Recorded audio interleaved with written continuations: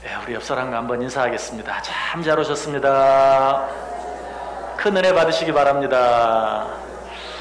여러분들 정말 잘 오셨습니다. 오늘도 하나님의 큰 은혜가 여러분 모두에게 임하시기를 주님의 이름으로 간절히 축복합니다.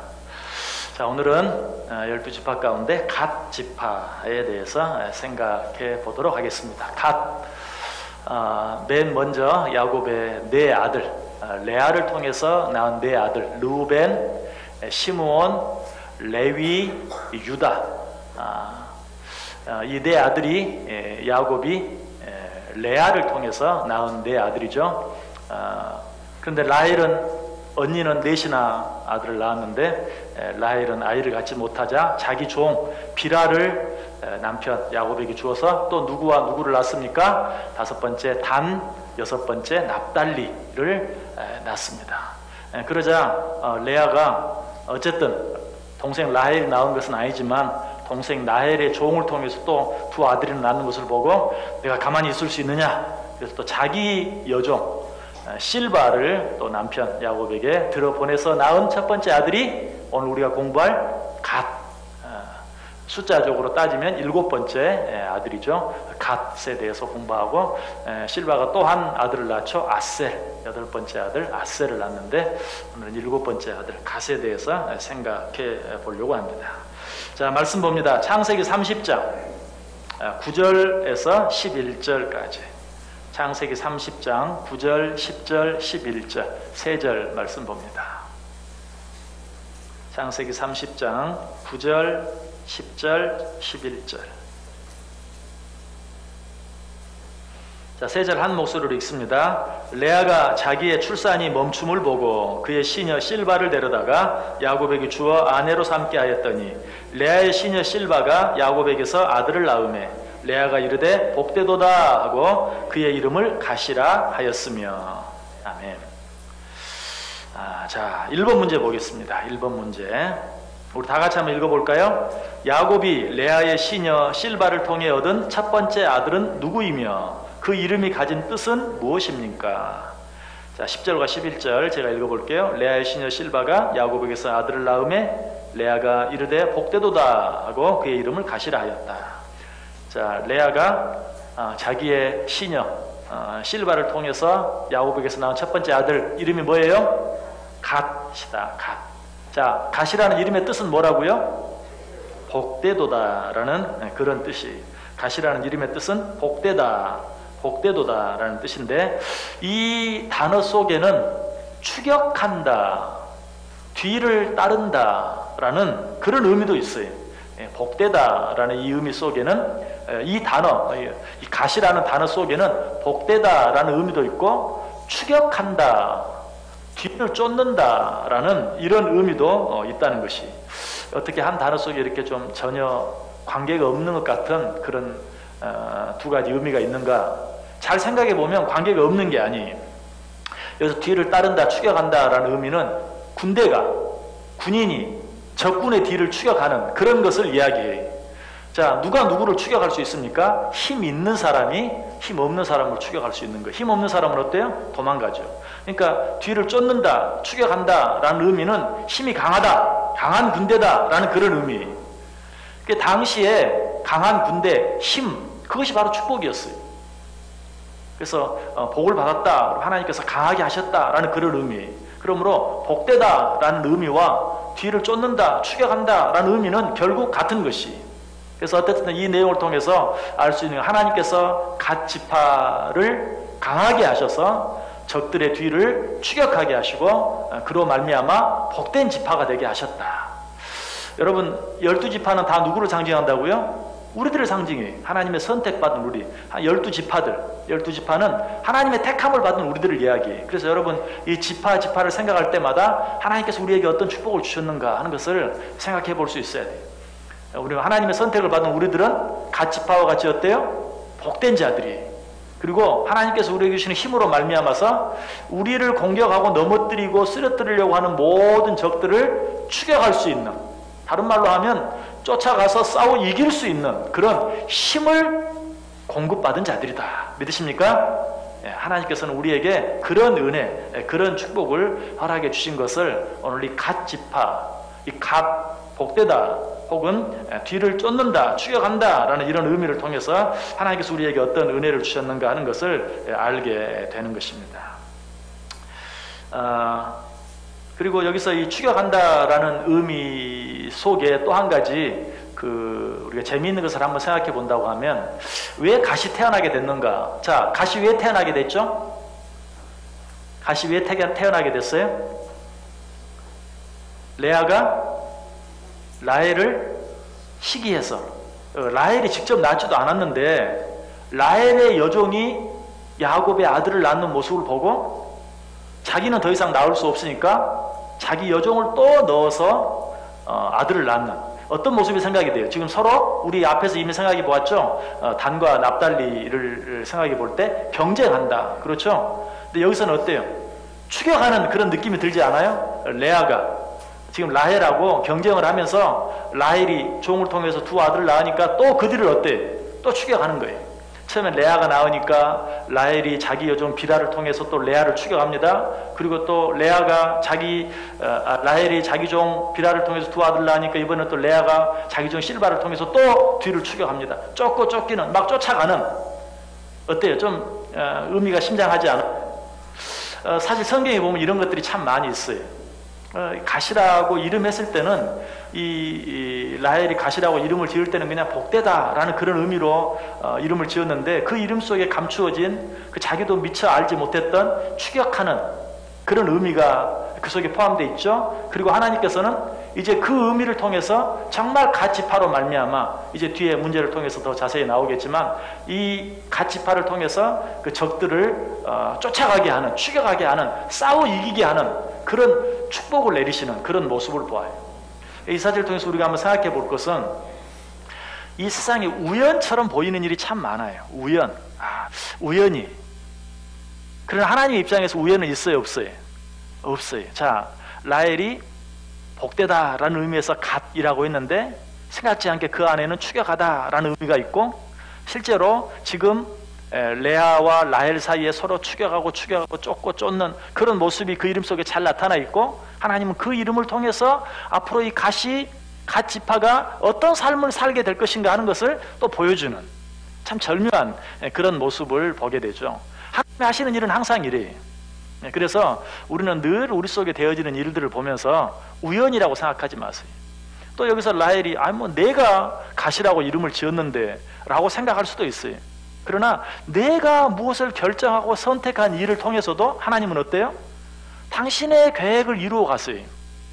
그래서 내가 물론 잘못 선택하고 또 내가 죄를 지으면 거기에 대해서 하나님께서 내게 벌을 주시면서도 그 일을 통해서 어때요? 합력해서 또 선을 이루어 가시는 그런 일들을 보게 돼요. 그러므로 제가 늘 말씀드리죠. 하나님은 어떤 경우도 손해가 나지 않아요. 단지 내가 하나님의 뜻, 나만 손해가 나고 나만 힘이 빠져요. 그러니까 우리는 빨리 순종하는 게 좋아요. 빨리 하나님 앞에 손들고 나오는 게 좋아요. 그러니까 하나님은 절대 자기 일의 손해를 보지 않으시고, 하나님은 어찌하든지 합력해서 선을 이루시는. 또 한 가지 생각해 볼 수 있는 것은, 지금 라헬과 레아가 서로 쫓고 쫓는, 추격하고 또 추격하는 이런 모습은 여러분 좋아 보여요? 나빠 보여요? 그렇죠. 별로 좋아 보이지 않죠. 지나친 경쟁이고, 경쟁할 게 따로 있지. 자기 남편에게 막 여종들을 주어가면서까지 자식 낳기 경쟁을 하는, 이건 별 좋은 게 아니에요. 자, 그래서 지금 라헬과 레아가 하고 있는 이 추격전, 이 의미는 좋은 의미가 아니에요. 그러나 하나님은 어때요? 그 좋지 않은 그런 일들 속에서도 어때요? 그 갓을 통해서 정말 적들을 추격하는, 적들과 싸워 이기는 그런 지파로 만들어 나가는 그런 모습. 그 일을 통해서 우리가 배울 수 있는 건 뭐예요? 우리 하나님은 합력하여 선을 이루실 뿐만 아니라 악을 선으로 바꾸시는, 사실 12지파가 생겨난 과정이 그렇죠. 레아와 라헬이 경쟁하고 쫓고 시기하고 하는 그런 과정 속에서 12아들이 태어난 거 아니에요. 그러나 하나님께서는 그 12아들을 통해서 어때요? 하나님의 나라를 만들고 하나님의 백성을 만들고 하나님의 뜻을 이루어 가시는 것이. 그래서 이런 일들을 통해서 보면 우리 하나님은 뭐예요? 악을 악으로 선으로 악을 이기는 그런 하나님. 이신 것을 우리에게 가르쳐 주고 있습니다. 어쨌든 이 갓 지파는 그래서 정말 라헬이 이름을 지은 대로 복된 지파가 돼요. 자, 갓 지파가 이제 이스라엘 땅을 12지파가 이제 다 차지하고 사는데, 갓 지파가 어떤 땅을 차지했는가? 그 12아들의 아버지 야곱이 후에 죽으면서 그 아들들 하나하나를 어떻게 축복했는가 하는 것을 생각해 보고, 세 번째로는 그보다 한참 뒤에 이제는 모세가 12지파를 한 지파 한 지파씩 축복하는 그 모습에 대해서 생각해 보고, 네 번째는 그 12지파를 상징하는 보석들에 대해서 생각해 보고, 이렇게 지금 생각하고 있는데, 자, 오늘도 역시 똑같은 패턴으로 두 번째, 야곱이 그의 7째 아들 갓에게 한 예언적 축복은 어떤 것인가? 자, 창세기 49장 19절. 창세기 49장 19절. 같이 한번 읽어볼까요? 갓은 군대의 추격을 받으나 도리어 그 뒤를 추격하리로다. 아멘. 자, 아까 우리가 생각한 갓은 라헬은 아들의 이름을 갓이라고 지은 이유가 뭐예요? 복되다. 뭐 좀 더 미래적으로 생각하면 복을 받아라, 하나님의 복이 너에게 임할 것이다 하는 그런 의미에서 복되도다라고 했는데, 그 속에는 라헬이 생각했는지 생각하지 않았는지는 모르지만 그 안에는 어떤 의미가 있다고요? 추격한다, 뒤를 쫓아간다. 그런데 야곱이 말년에 이 갓을 축복하는 내용 속에 그 라헬이 이름을 지을 때 뭐 알지 못하게 들어갔던 그 의미, 그 추격의 의미가 이 창세기 49장 19절을 통해서 분명히 나타나요. 갓은 군대의 추격을 받으나 도리어 그 뒤를 추격하리로다. 그 의미는 여러분 다 설명했어요. 하나님께서 갓 지파를 강하게 하사 어떤 적들이 공격이 오든지 그 적들과 능히 싸워 승리할 수 있는 힘을, 은혜를, 축복을 그들에게 덧입혀 주겠다. 그래서 여러분 꼭 이 은혜가 누구에게 주어진 은혜라고요? 누구에게? 우리에게 적들의 공격이 있어요. 그리고 어쩔 때는 그 적들의 추격을 받음으로 말미암아서 위기에 처하고 위험에 처하게 되는 때도 있어요. 그런 때라 할지라도 여러분 꼭 기억하시기를 바랍니다. 우리가 놀라거나 당황하지 말아야 될 것은, 하나님께서 그 모든 전세를 어떻게 역전시키셔서 우리를 추격해 오던 군대를 내가 추격하게 만들어 주시는 것. 이거 아까도 설명드렸어요. 합력해서 선을 이루시는, 선으로 악을 이기게 하시는, 악을 선으로 바꾸시는 그 하나님의 모습. 그러니까 그렇게 분명히 나오죠. 추격을 받으나 도리어 그 뒤를 추격하리로다. 여러분, 그래서 우리 그리스도인들은 하나님의 축복에 대해 생각할 때, 하나님의 축복은, 여러분 여기 앞에도 불을 좀 켜주십시오. 너무 어두우니까. 하나님의 축복을 생각할 때 고통이 없고 시련이 없는 축복, 성경은 어디에도 그런 걸 말하지 않아요. 성경에 보면 이사야서에 뭐라고 말합니까? 네가 물 가운데로 지날 때라도 그 물이 너를 침몰치 못하도록, 불 가운데로 지날 때라도 그 불이 너를 태우지 못하도록. 하나님의 축복, 하나님의 지켜주심, 하나님의 인도하심은 항상 그런 것이, 물 가운데로 지나가기도 하고 불 가운데로 지나가기도 해. 그러나 하나님의 약속은 뭐냐면, 물 가운데로 지나가지 않게 하겠다, 불 가운데로 지나가는 일이 없게 하겠다가 아니라, 물 가운데 지나가더라도 그 물이 너를 침몰치 못하도록, 불 가운데 지나가더라도 그 불이 너를 태우지 못하도록. 오늘도 마찬가지. 네가 추격을 받더라도 결과적으로 궁극적으로는 다시 네가 그들을 추격할 수 있도록, 이것이 하나님께서 하시는 일이에요. 그리고 또 성경 전도서에서는 뭐라고 말해요? 하나님께서는 이 두 가지 일을 병행하신다. 어떤 일과 어떤 일? 형통한 일과 곤고한 일. 이 일을 항상 병행해. 우리가 살다 보면 오르막길과 내리막길이 항상 반복되는 것처럼 우리의 삶 속에도 곤고함과 형통함이 있다. 곤고할 때는 어떻게 하라고? 깊이 생각해 보아라. 여러 가지 의미로 생각할 수 있죠. 하나님의 말씀을 묵상하고 하나님의 뜻을 생각하고 기도하며 그 곤고한 시간을 보내는 것이죠. 그 시간이 지나서 하나님 형통함을 주실 때는 하나님께 찬송하라, 감사하라, 기뻐하라. 우리 속에는 늘 이런 일이 반복되는데, 갓 지파에게 준 축복 속에 벌써 하나님이 당신의 백성들에게 하신 약속이 나타나 있어요. 네가 추격을 받으나 도리어 그 뒤를 추격하리로다 라고 이야기하고 있어요. 그리고 이 사실을 통해서 또 한 가지 우리가 얻을 수 있는 교훈이 있어요. 자, 추격을 받는다는 것은 뭐죠? 결국은 우리가 아까 말씀드렸죠. 약한 자들이 추격을 받아요. 동물의 세계 같은 프로그램을 보세요. 누가 도망가고 누가 쫓아갑니까? 약한 동물이 도망가고 강한 동물이 쫓아갑니다. 네가 추격을 받으나 라는 말은 결국 우리보다 더 강한 적들에 의해서 우리가 쫓김을 받는다. 궁극적으로 경화적으로 우리는 뭐예요? 우리는 약한 자들이다. 그러나 너희가 추격을 받으나 너희가 다시 추격하게 될 것이다 라는 말은 하나님께서 약한 너희들로 하여금 강한 자를 뒤쫓게 만들 것이다. 무슨 말인지 아시겠죠? 우리는 약해요. 우리는 약해요. 그러나 하나님께서 우리와 함께 하심으로 약한 너희로 말미암아 강한 자들을 쫓게 만들 것이다 라고 이야기하고 있어요.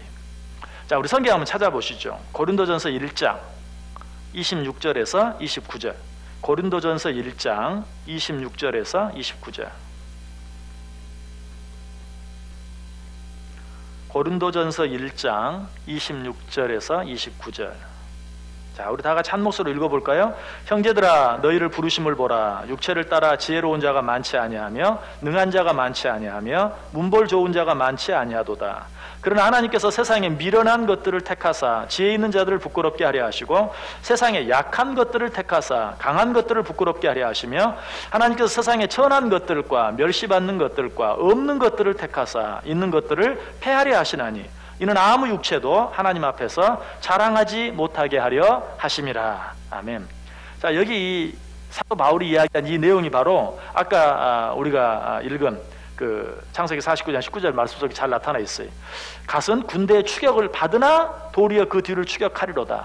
너희는 미련하나 하나님이 너희와 함께 하심으로 지혜로운 자들을 이기게 해주실 것이다. 너희들은 약하나 하나님께서 너희들의 힘이 되어주심으로 강한 자들과 싸워 이기게 해주실 것이다 하는 말씀. 하나님께서 세상에 천한 것들과 멸시받는 것들과 없는 것들을 택하사 있는 것들을 폐하려 하신다. 하나님 왜 이런 방법을 쓰신다고 합니까? 너희로 하여금 자랑하지 못하게 하기 위해서. 너희가 추격을 받으나 다시 추격하게 만들므로 말미암아서 우리가 이긴 것은 궁극적으로 우리가 잘나고 우리가 힘이 있어서가 아니라 하나님이 우리와 함께 하셔서 그렇게 된 것인 것을 깨달아 알게 하기 위해서. 여러분, 하나님께서 우리를 가끔 어려운 지경에 밀어넣으시는 이유가 여기 있습니다. 그 가운데서 벗어나서 승리했을 때 내가 잘나서 그렇게 된 것이 아니라 하나님이 나를 사랑하셔서 하나님이 내 편이시기 때문에 내가 그 어려운 가운데서 벗어날 수 있었음을 깨달아 알게 하기 위해서 하나님이 그렇게 하신다. 제가 지난 주일에도 그래서 말씀을 드렸던 것처럼 우리가 가지고 있는 단점, 우리가 가지고 있는 약점, 우리가 가지고 있는 어떤 고통, 우리가 가지고 있는 아픔, 이건 뭐라고 그랬어요? 사명이고 은사다.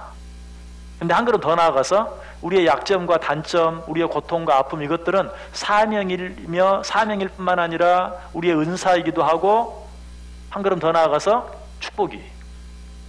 나의 약함과 나의 부족함, 또 나의 미련함, 나의 아픔, 나의 고통, 내가 늘 단점이라고 생각하는, 그래서 하나님 왜 하나님께서는 나를 이렇게 라고 생각하는 그 단점, 약점, 이 모든 것들이 결국은 뭐예요? 하나님이 내게 주신 축복이라는 거예요. 하나님은 그것으로 말미암아 나와 친해지기를 원해. 그것으로 말미암아 늘 나와 가까이 지내기를 원하세요. 너희가 추격을 받으나 너희의 그 약함을 통해서 내가 오히려 더 강한 자들, 네 힘으로는 도무지 추격할 수 없는 자들을 추격할 수 있게 만들겠다. 사도 바울이 이 사실을 깨달았어요. 그래서 고린도후서 11장 30절에서 내가 부득불 자랑할진대 내가 약한 것을 자랑하리라. 여러분, 약한 것 때문에 실망하지 마시길 바랍니다. 원망하거나 불평하기는 더더욱 마시길 바랍니다. 하나님 왜 나를 약하게 만드셨는가? 그 약함과 함께 하심으로 나를 정말 강하게 하시기 위해서. 그래서 또 바울사도 뭐라고 말해요? 내가 약할 때 곧 강함이니라. 이 사실만 깨달으면요, 이 세상에 살면서 두려워할 일이 하나도 없어요. 내가 약할 때, 나의 약함을 정말 인정하고 하나님께 바짝 붙을 때 그때가 강한 거예요. 하나님은 그렇게 만들기 위해서 우리에게 약함을 주셨다라는 것이. 너희가 추격을 받으나 그러나 결과적으로 추격하게 될 것이다 믿으시기 바랍니다. 3번 보겠습니다. 3번. 자, 문제 같이 읽습니다. 후에 모세가 갓 지파를 향하여 한 축복은 무엇이었습니까? 자, 방금 전에는 네가 추격을 받으나 추격하리로다. 이것은 아버지 야곱이 한 축복이고, 이제 후에 12지파가 만들어지고 난 후에는 이제 모세가 12지파를 축복하는데, 모세는 이 갓 지파를 향하여 어떻게 축복했는가? 자, 신명기 33장 20절과 21절. 신명기 33장 20절 21절. 자, 2절 같이 읽습니다. 갓에 대하여는 일러스되 갓을 광대하게 하시는 이에게 찬송을 부를지어다.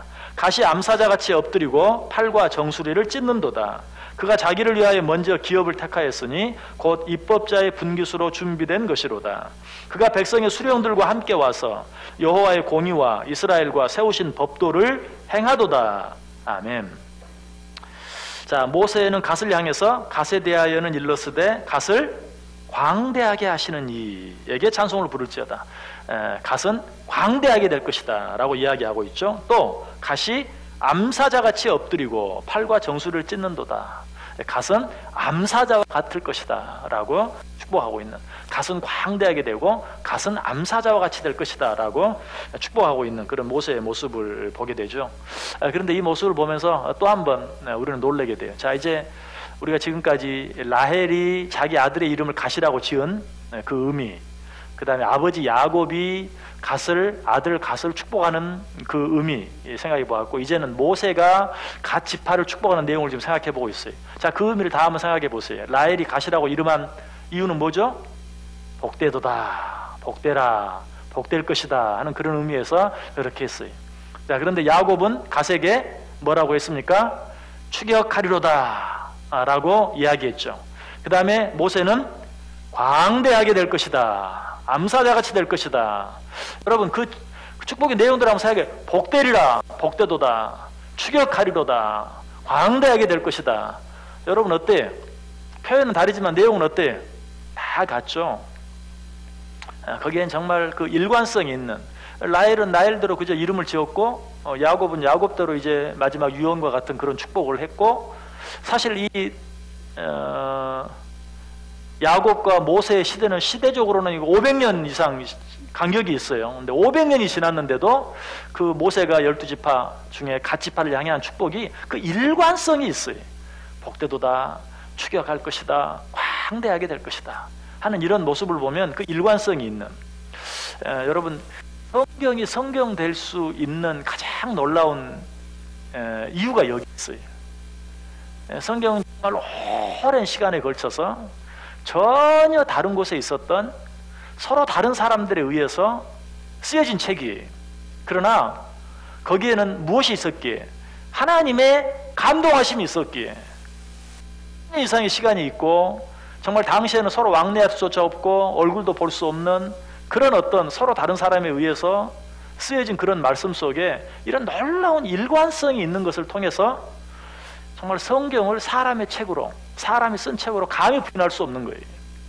그래서 누구라도 정말 성경을 깊이 보다 보면, 성경을 정말 겸손한 마음으로 보다 보면, 아니 뭐 교만한 마음을 가지고 보더라도, 여러분 배너가 쓰여진 그런 이유를 여러분이 잘 아시죠? 한 변호사가 정말 내가 성경의 잘못된 부분, 성경의 오류를 밝혀내고야 말겠다라고 성경을 읽다가 하나님을 만나고 예수 그리스도를 만나고 그 주다 배너라는 그 감동적인 영화를 만들게 된 것처럼, 정말 깊이 보면 그 속에 계시는 그 하나님을 인정할 수밖에 없어요. 왜? 그 긴 시간 동안 그 넓은 지역 서로 다른 곳에서 수많은 사람들에 의해 쓰여진 그 책에 있는 그 놀라운 일관성, 이런 것들이 참 우리를 놀랍게 만드는데, 레아가 이름을 붙이는 모습, 야곱이 아들을 축복하는 모습, 모세가 그 갓 지파를 축복하는 이런 모습 속에 나타나는 그런 일관성, 그런 모습을 통해서 우리는 그 하나님의 하나님 되신, 특별히 하나님의 그 놀라운 속성, 변치 아니하시는, 어제나 오늘이나 앞으로 영원토록 한결같으신, 여러분 그 하나님 믿으십니까? 예, 상황은 바뀌고 사람도 바뀌고 상황도 날 속이고 사람도 날 속이지만 우리 하나님은 어때요? 바뀌지도 않고 변하지도 않고 항상 동일해. 하나님 믿고 늘 평안한 삶을 살 수 있기를 바랍니다. 기뻐하고 감사하는 삶을 살 수 있기를 바랍니다. 이런 하나님의 모습이 이 레아의 이름 지음, 라헬의 이름 지음, 죄송합니다. 레아가 이름을 짓는 그 속에, 그리고 또 야곱이 축복하는, 그리고 모세가 축복하는 그런 내용들 속에 나타나고 있는 것이.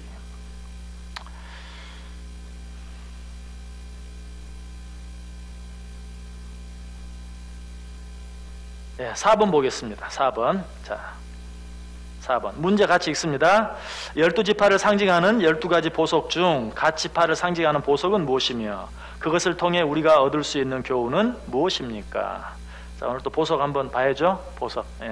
자, 먼저 출애굽기 28장 15절부터 28절까지 그 12가지 보석에 대해서 쭉 나오는데 18절만 읽겠습니다. 18절. 출애굽기 28장 18절. 자, 시작.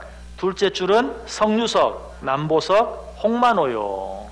자, 여러분 이 모습 그 제사장의 에봇에 붙어 있는 지금 가슴에 붙여 있는 그런 흉패입니다. 흉패 가운데 첫 번째 줄 3개, 두 번째 줄 3개, 세 번째 줄, 네 번째 줄. 근데 우리가 생각하는 갓은 두 번째 줄 마지막. 죄송합니다. 석류석, 남보석, 홍마노. 지파로 하면 루벤, 시므온, 그리고 갓. 그래서 이 갓지파, 홍마노인데요. 자, 홍마노 보석 사진 한번 보여줘 보시기 바랍니다. 뭐 보석 같지도 않네. 색깔이 TV로 보면 색깔이 아주 그럴듯한데. 근데 제가 이런 보석들, 저는 뭐 보석들을 사진들을 쭉 이렇게 보면서요, 뭐 별거 아니네 하는 생각이 참. 돌멩이네. 근데 사실 맞아요, 안 맞아요? 돌멩이죠, 보석이. 뭐 좀 이제 희소성 때문에. 그런데 뭐 보석이라는 게 돌멩이네. 맞아요, 돌멩이. 홍마노. 뭐 저렇게 생겼다고 합니다. 근데 홍마노가 무슨 보석인가? 영어로 보면 여러 가지 의미가 있어요. 그래서 저도 정확하게 뭐라고 설명을 해야 될지, 아무튼 어떤 성경을 보면 문스톤이라고 되어 있고, 또 어떤 성경은 에메랄드라고도 되어 있어요. 이미 우리가 생각해본 그 루벤 지파를 상징했던 그렇게 했는데, 아무튼 뭐 그리고 어떤 곳은 또 다이아몬드라고 되어 있어요. 그런데 뭐 다이아몬드나 그 다음에 그 아까 말씀드렸던 문스톤이나 그 공통적인 특징이 있는데, 이 홍마노만을 가지고 생각을 해보면 이 홍마노라는 보석이 갖는 가장 놀라운 특징은 강한 것이. 그래서 아마 홍마노를 다이아몬드라고 하는 것도, 다이아몬드 하면 제일 먼저 생각나는 게 뭡니까? 강한 것이죠. 강한 것. 그냥 어떤 것이라도 깨트릴 수 있을 만큼 강한. 그래서 이 홍마노의 특징은 강한 것입니다. 그래서 결국 어떻습니까? 갓지파는 어떤 지파? 강한 지파다. 자, 여기서 이제 정말 또 한 가지 또 놀래죠. 자, 우리가 아까 레아가 이름을 붙인 그런 모습을 통해서 복되다. 그 다음에 야곱이 축복하는 모습을 통해서 축약하리로다. 그 다음에 세 번째 모세가 축복하는 모습을 통해서 뭐라 그랬죠?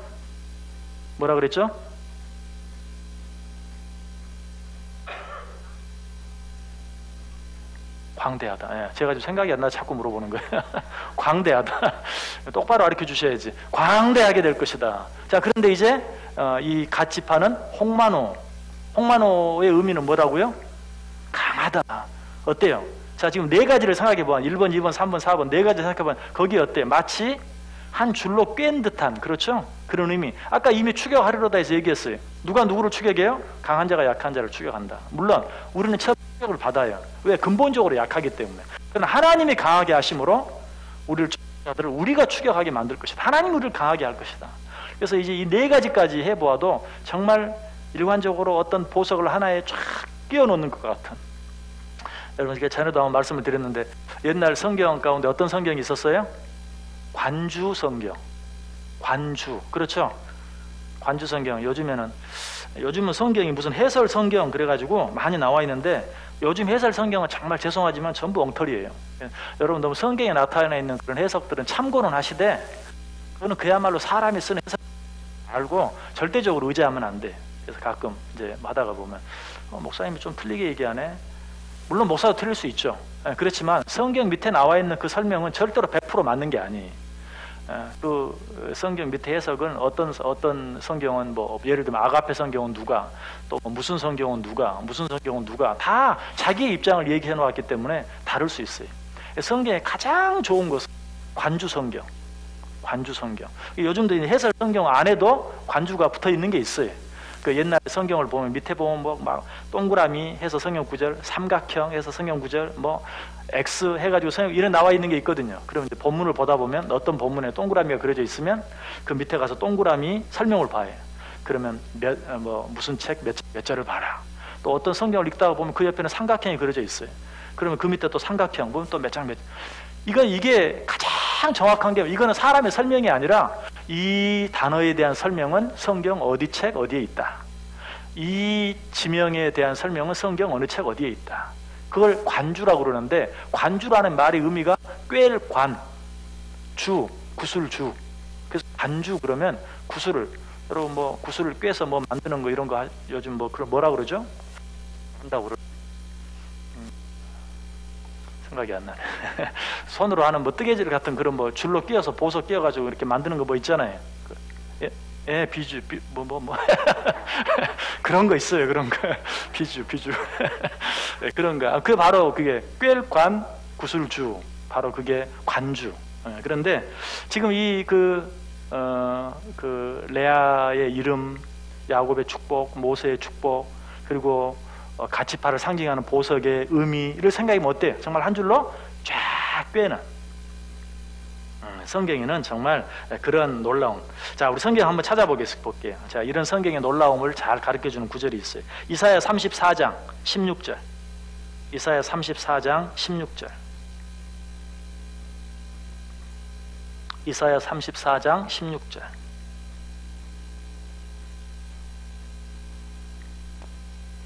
이사야 34장 16절. 자, 우리 같이 한번 한 목소리로 읽습니다. 너희는 여호와의 책에서 찾아 읽어보라. 이것들 가운데서 빠진 것이 하나도 없고 제 짝이 없는 것이 없으리니 이는 여호와의 입이 이를 명령하셨고 그의 영이 이것들을 모으셨음이라. 아멘. 예, 하나님께서 성경을 자세히 한번 읽어보라. 이것들 가운데 빠진 것이 하나도 없고 짝이 없는 것이 없다. 이게 무슨 말? 그러면 성경 다른 곳에 거기에 대한 설명이 있어요. 예언이 있으면 성취가 있어요.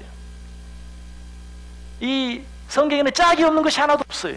얼마나 놀라운지 몰라요. 그래서 지금 현재 짝이 없는 것처럼, 답이 없는 것처럼 보이는 문제들이 있어요. 그러나 저는 틀림없이 믿는 것은 시간이 지나가면 그것들도 밝혀져요. 지금까지 성경이 그래왔어요. 예를 들면 지구가 둥글다는 것, 옛날에는 지구가 둥글다고 말해서 카톨릭에서 신성 모독으로 죽였어요, 사람을. 그러나 성경을 자세히 보면요, 지구가 둥글다는 것, 그 지구가 우주 공간에 매달려 있다는 것이 성경에 나와 있어요. 그러니까 과학이 발전하면 발전할수록 성경의 가치나 권위가 떨어지는 게 아니라 오히려 성경의 가치나 권위가 올라가는 것이. 그래서 지금까지 많은 것들이 밝혀져서 정말 성경에 그 짝이 있는 것들이, 관주 성경이 그렇게 해서 만들어진 것이죠. 여기에 짝은 여기 있다, 저기 짝은 저기 있다, 한번 찾아보라, 이런 것이죠. 근데 아직 밝혀지지 않은 것이 있다 할지라도, 아직 우리가 무슨 의미인지 다 알지 못하는 것이 있다 할지라도 언젠가는 밝혀질 것이. 그러나 우리가 생각할 것은 알지 못하는 것을 너무 알려고 또 하지 마세요. 베드로전서에 보면 그렇게 말하고 있죠. 성경을 억지로 풀려다가 이단이 돼요. 하나님이 때가 되면 밝히 보여주세요. 사실 지금 우리가 알고 있는 것도 충분해요. 잘 이해가 안 되면 믿음으로 일단 받으세요. 언젠가 하나님이 그것을 밝히 보여줄 것이다. 성경은 다 짝이 있다는 것을 이 가치파를 향한 그런 축복을 통해서 우리에게 분명히 우리에게 가르쳐주고 있습니다. 자, 마지막 문제 5번 보겠습니다. 5번. 자, 문제 읽습니다. 12지파 가운데 하나인 갓지파를 통해서 영적 이스라엘 백성인 우리들이 반드시 기억해야 할 중요한 한 가지 사실은 무엇입니까? 자, 에베소 6장 10절, 에베소 6장 10절, 10절부터 20절까지인데 다 읽지 않고 10절부터 13절까지만 읽겠습니다. 에베소 6장 10절부터 13절까지. 에베소 6장 10절부터 13절. 우리 한 목소리로 읽습니다. 끝으로 너희가 주 안에서와 그 힘의 능력으로 강건하여지고 마귀의 관계를 능히 대적하기 위하여 하나님의 전신갑주를 입으라. 우리의 씨름은 혈과 육을 상대하는 것이 아니요 통치자들과 권세들과 이 어둠의 세상 주관자들과 하늘에 있는 악의 영들을 상대함이라. 그러므로 하나님의 전신갑주를 취하라. 이는 악한 날에 너희가 능히 대적하고 모든 일을 행한 후에 서기 위함이라. 아멘. 자, 각 지파를 통해서 우리가 배워야 될 중요한 사실이 무엇인가? 우리는 우리의 힘으로 살아가는 자들이 아니, 하나님의 힘으로 살아가는 자들이. 우리의 힘만으로 살아가면 추격을 받을 수밖에, 늘 쫓기는 삶을 살 수밖에 없어요.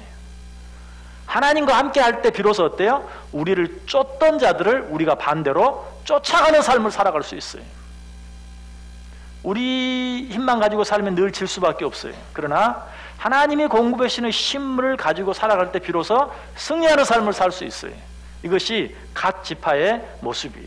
그러기 위해서 우리는 어떻게 해야 되는가? 그러므로 우리는 하나님의 전신 갑주를 입을 수 있어야 된다라고 이야기하고 있는 것이 하나님의 전신 갑주. 이 하나님의 전신 갑주로 우리는 우리를 무장할 수 있어야 된다. 자, 하나님의 전신 갑주에 대해서 어떤 것들이 있다고 말합니까? 진리의 띠, 의의 흉배, 복음의 신, 믿음의 방패, 구원의 투구, 성령의 검. 여러분 뭐 이걸 또 다 설명할 수는 없는데 진리의 띠, 말씀, 의의 흉배, 구원의 확신, 또 복음의 신, 하나님의 말씀, 또 믿음의 방패, 구원의 투구, 성령의 검, 이런 것들을 우리가 늘 가지고 정말 이런 것들로 무장하고 살아가야 된다. 그리고 13절에 그러므로 하나님의 전신갑주를 취하라. 이는 악한 날에 너희가 능히 대적하고 모든 일을 행한 후에 서기 위함이라. 우리 힘으로 설 수 있는 자들이 아니 하나님께서 우리에게 공급해 주시는 힘을 의지할 때만 우리는 승리할 수 있다. 또 한 가지 그 12절에서 에베소 6장 12절에서 우리의 씨름은 혈과 육을 상대하는 것이 아니요 통치자들과 권세자들과 이 어둠의 세상 주관자들과 하늘에 있는 악의 영들을 상대함이라. 여러분 우리의 싸움은 육에 대한 싸움이 아니라는 것을 알아야 돼. 옆에 있는 누구와의 싸움이 아니, 나보다 잘 사는 어떤 사람과 싸우는 게 아니, 나보다 권세가 있는 어떤 사람과의 싸움이 아니. 지금 사실 레아는 어때요? 그렇게 싸우고 있어요. 레아가 라헬과 내가 너하고 싸워서 질 것 같으냐? 내가 이기겠다 하는 그런 의미로 지금 하고 있어요. 그러나 하나님께서는 그 싸움을 그런 싸움이 아닌 영적인 싸움으로 바꾸어 주시는 것을 보게 되죠. 여러분 우리가 마찬가지입니다. 우리의 싸움은 혈과 육에 대한 싸움이 아니, 우리의 싸움은 악의 영들에 대한 싸움이에요. 그러므로 우리는 늘 어떻게 살아야 되는가? 육적으로 좀 손해보더라도 영적으로 손해보지 않기 위해서 애를 써야 돼. 이것이 그리스도인들의 삶이에요.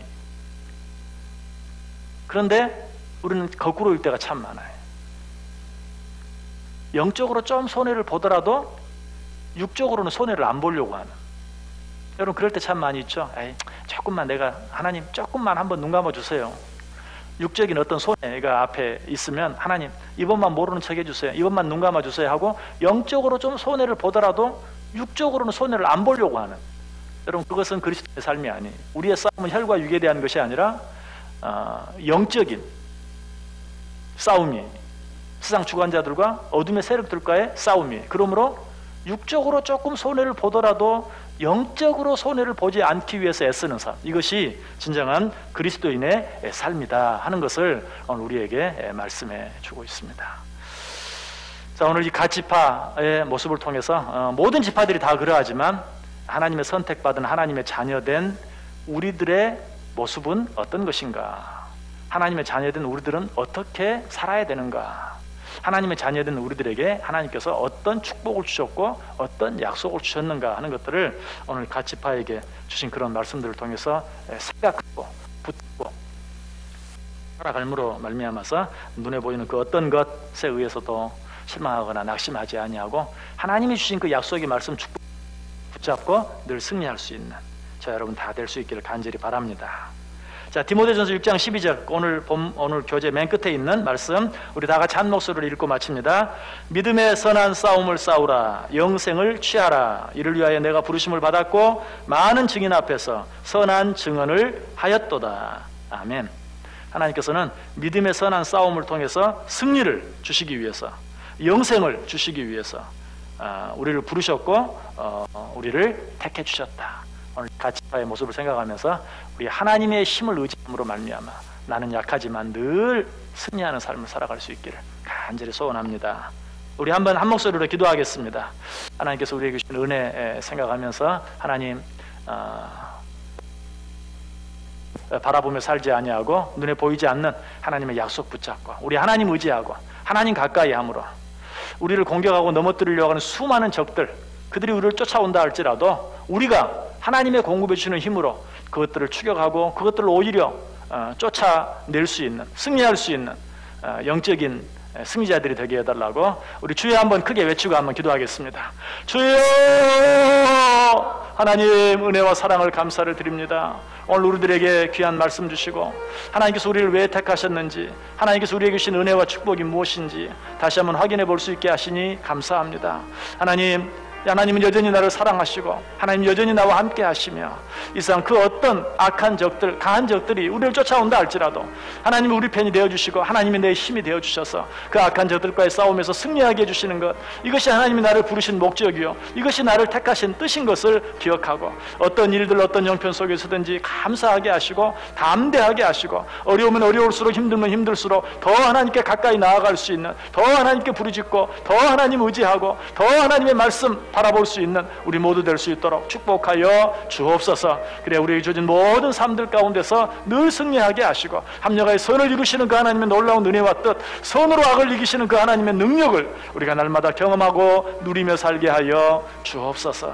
하나님 함께 해주실 줄 믿습니다.